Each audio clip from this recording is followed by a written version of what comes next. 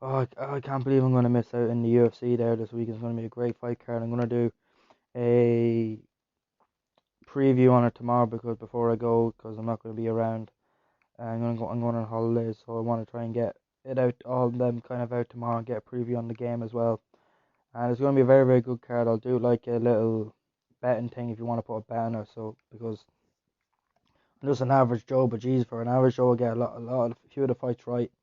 And I'm not a betting man, but if anyone else wants to try and make a bit of money off it, be my guest. I'll put in the odds and tell you how much you'll win back by putting in the right amount.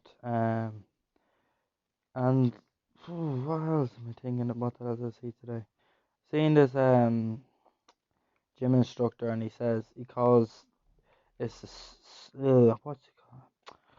Oh, it's a snowflake generation where like everyone's a snowflake, easily insulted, easily offended, easily like I seen the thing with these protesters were blocking all the bridge and off, and then this fella was like, "But I need to get to work. I understand why you're protesting, but you can't just block the roads. You can't just let people not able to get through to their jobs and get through to their houses, get through to their kids and stuff like that. Protest all you want, I understand, but making it an organised protest where like you walk through a certain street. Like I remember when I was in Amsterdam and they were doing a big huge protest, and I say there was about 400 or 500 people, and it was organised, it was nice, it was easy. No one was really getting hurt. No one really got in trouble over it. It was grand. The police were there. Everyone was organised, and that's the way it should be. It shouldn't just be this angry and blocking the road and stuff like that. If you want to protest, protest, but don't do it in a vicious and violent manner because then it's not going to work.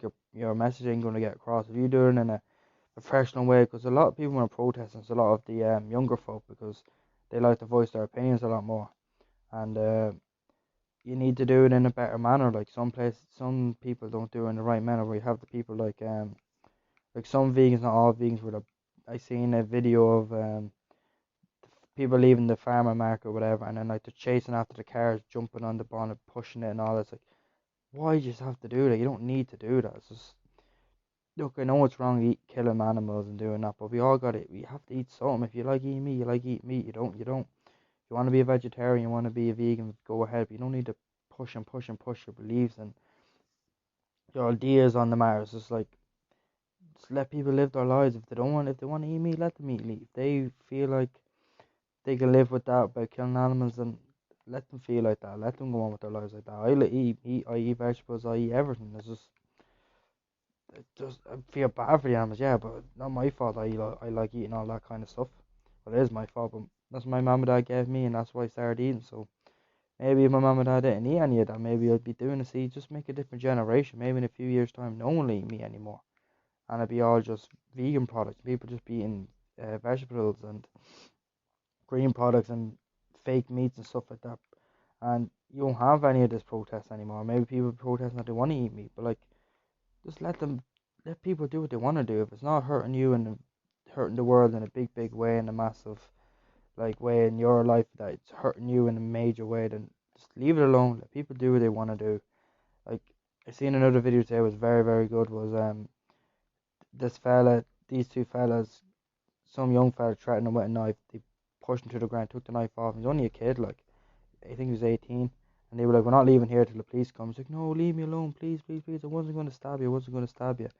And it's just like, it doesn't matter if you weren't going to stab me or not. You're a 19, 18-year-old kid walking around with a knife, staring at people for no fucking reason. What the fuck are you doing with your life?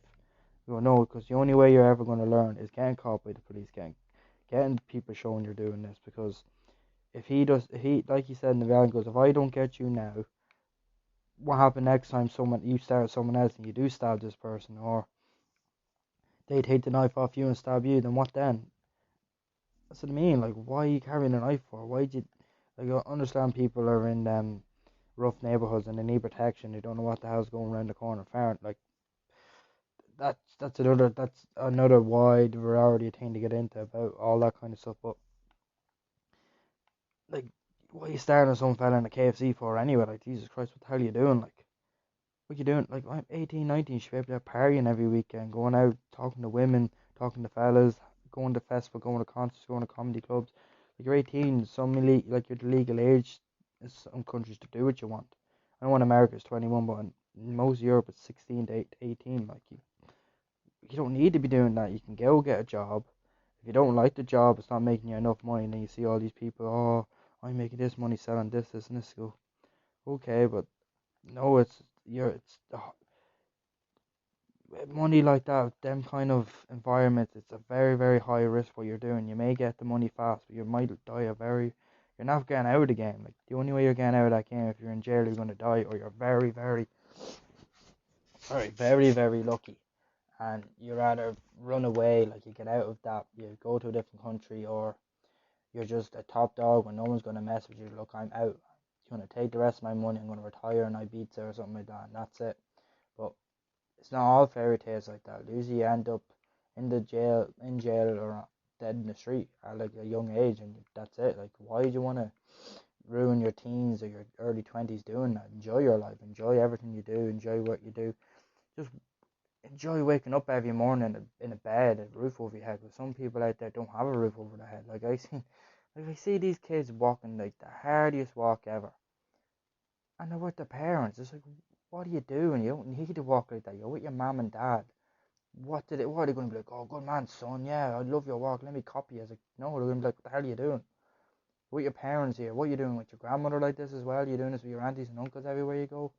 It's no, it's funny. It looks so funny when I see that. It looks hilarious, and then they're probably out there, mates acting hard, man. It's just like you're just walking like a hard man with your mother. It's like, Jesus, come on, like you just like, no, you don't need to be doing that. Come on, please.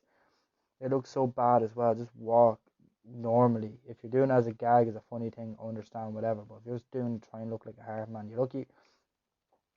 The people who try to look hard are even the ones that are weak. If you just keep to yourself, like most of the people who are actually absolutely mental and crazy and killers, they don't go around, they don't go look for the attention. They don't want people to be looking around them all the time. They want to keep themselves to themselves and making their money in the quiet shadows, not go around flaunting it with the big, huge watches and jackets and all that. That's if you go on, that's how you get caught. Because then people are like, where are you getting that money from? Where are you getting that nice jacket from? Where are you getting that watch from? You just dress normally, act normally, go around like a normal person. No one's gonna know what you're doing. No one's gonna. That's the real people who are really making the money. They're the real people up in the higher power, really making all the money. And then they have their little soldiers that are the ones getting stabbed every day and getting shot and getting thrown in jail, and they're just laughing, just going, right, I have another. Sorry, I have another few soldiers already lined up to take their place. There's hundreds of people out there who want to be the hard man. Fine, be the hard man, but I'm making the real money here. You're making the little tippy tap money. I'm making the real dollar, and they're the ones hiding in the shadow. But look, kids, teens, young adults, you don't need to be in that game. If you really want to find a passion that you really love doing and just concentrate on that, if you really love cars, get yourself into cars, get yourself trying to do Formula One, get yourself in a garage, get yourself driving lovely cars, doing rally car racing, doing something like that. Maybe you like style, fair enough. Try and do your own. Try and be a fashion. Try and be a model. Try and be someone's an influence on clothing. Try and be a designer. Try and make your own brand. Like there's lots of opportunities for everyone out there. You just have to put your head down and think about what am I passionate about, and turn your passion into a business. And that's all you have to do. And that's what I'm trying to do. And this is my passion, is just talking. And That's what I'm trying to turn this into. One day it's going to be turned. I want to turn it into a business. I want to turn it into where I can call this as a job. And sorry, I don't need to be doing any more 9 to 5s or 8 to 4s, 11 to 7s and stuff like that. It's just I do my own time. I do my own schedule, and this is the way I want to live life. So any young person out there, just turn your passion into a business, and in a legal, not in a like drug way or anything like that, robbing cars, but like I said, there's other ways. If you like weed, then you like weed and you like selling weed, then go open up a coffee shop, go open up a dispensary. Like, see, that's the thing. There's many things you can do to get out of that game and get out of that trouble and do certain things like that. Like, you go, all right, I love weed, I love selling weed, right?